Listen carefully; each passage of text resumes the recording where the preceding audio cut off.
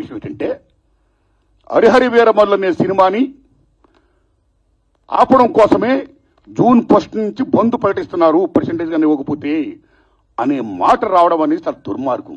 It's a trash. అది ఉచితది, అది correct కాదు. అందులో కుట్ర ఉంది. ఆ కుట్రదారులు ఎవరు తెలుసుకోవాలి అని స్వయంగా పవన్ కళ్యాణ్ గారు ఆఫీస్ నుంచి రావడం అనేది, స్వయంగా సినిమాటోగ్రఫీ మంత్రి దుర్గేష్ గారు మాట్లాడడం అనేది కరెక్ట్ కాదు.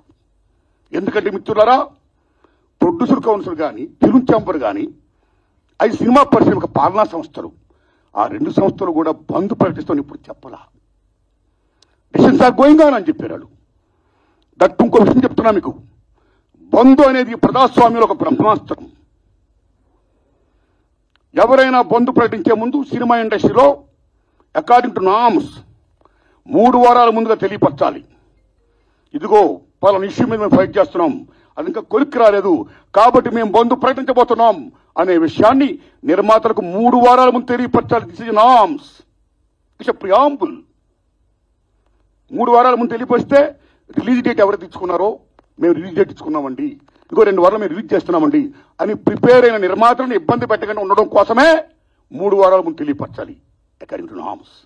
సో జూన్ 1 బంద్ ప్రకటిస్తే ఒకవేళ జూన్ 12 అంటే 2 వారాలు కూడా కాదు కదా. ఏ రకంగా మీకు హరిహర వీరమల్లుకి అది వర్తింపు చేస్తుందండి? అది కరెక్ట్ కాదు. పవన్ కళ్యాణ్ గారి మీద ఎవరైనా కుట్ర పంటారు. తెలుగు చలనచిత్ర పరిశ్రమలో విశ్వవిఖ్యాత నట సార్వభౌమ ఎన్టీ రామారావు గారు, భారతదేశంలో ఎన్టీఆర్ మన తెలుగు జాతిని ఖ్యాతిని చేసిన మహనీయుడు. As a politician, as a CM, like this anything else. ఎంత గర్విస్తామో. తర్వాత మళ్ళీ మంచి గొప్ప పేరు తెచ్చుకొని ఈవేళ ఒక జనసేన పార్టీ పెట్టి ఈవేళ డిప్యూటీ సీఎం అయ్యారంటే వీఆర్ ప్రౌడ్ ఆఫ్ ఇట్. మన తెలుగు చిత్ర పరిశ్రమ మొత్తం అంతా గర్విస్తున్నది. Hats off to Pavan Kalyan garu. ఆయన సేవలను గుర్తుంచుకోవాలి. చంద్రబాబు నాయుడు గారికి సెల్యూట్.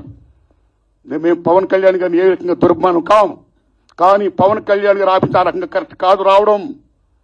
ఓకే, వచ్చిందనుకోండి, ఇష్యూ వస్తే మహాత్మా గాంధీ ఏమన్నాడు? ప్రపంచ యుద్ధాలను కూడా చర్చల ద్వారా ఆపొచ్చన్నాడు ఆయన.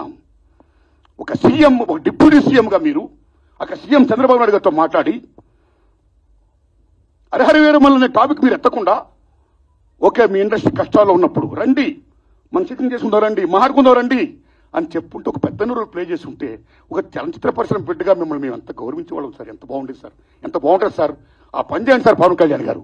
ఎందుకంటే పర్సెంటేజ్ సిస్టమ్ వల్ల ఇండస్ట్రీ ఇవాళ చాలా మేలు జరుగుతుందండి. పర్సెంటేజ్ సిస్టమ్ లేకపోవడం వల్ల ఇండస్ట్రీ సగటు నిర్మాత మొత్తం కొలాప్స్ అయిపోతున్నారండి ఇవాళ. మీరు నమ్మండి sir. Why? Because all malls, PRs మొత్తం ఇలాంటివన్నీ వచ్చేసిన తర్వాత సింగిల్ థియేటర్స్ ఇవాళ ఉనికి లేకుండా పోతుందండి. తెలంగాణ 500 ఉన్న సింగిల్ థియేటర్లు ఇవాళ 200 చిల్లరకు వచ్చేసాయి. ఆంధ్రప్రదేశ్ 500 పై ప్రదం కాల. So this is a very big issue. Since 25 years this percentage system is going on. The issue is going on, not clearing. అది కావాలి.